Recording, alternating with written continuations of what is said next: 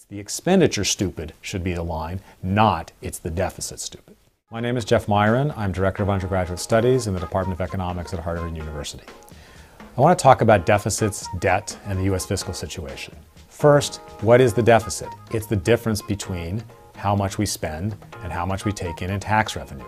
Our debt is how much we accumulate over time from running deficits year after year. It's basically the sum of our past deficits.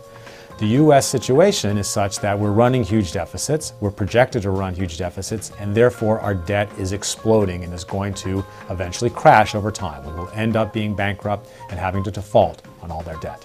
Now, what should we do about this? Lots of people say, well, we should raise some taxes and cut some spending. There's two problems with that. First of all, raising taxes slows the economy down. That means less tax revenue, and that makes the problem even worse, okay, because we're not going to be as vibrant economy, and so our deficits will tend to be even bigger despite having raised taxes because of the slower economic growth. Second, that approach forgets the fact that most of the expenditure, huge amounts, are a terrible idea to begin with. We don't want most of that expenditure. It's all been put there by special interest group. So even if we had a huge surplus, we should still be cutting an enormous fraction of federal expenditure. And that's the huge problem. It's the expenditure stupid should be the line, not it's the deficit stupid.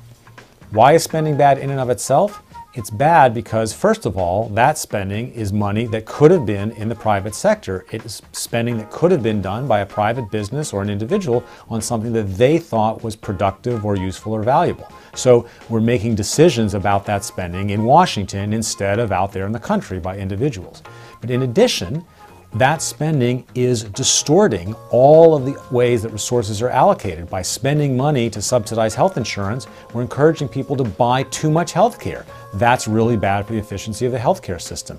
By spending money trying to enforce drug prohibition, we're creating crime and corruption. That's really bad for the economy. And the list goes on, with few exceptions, such as, say, some of national defense. Spending causes tons of problems because it interferes in the workings of private markets.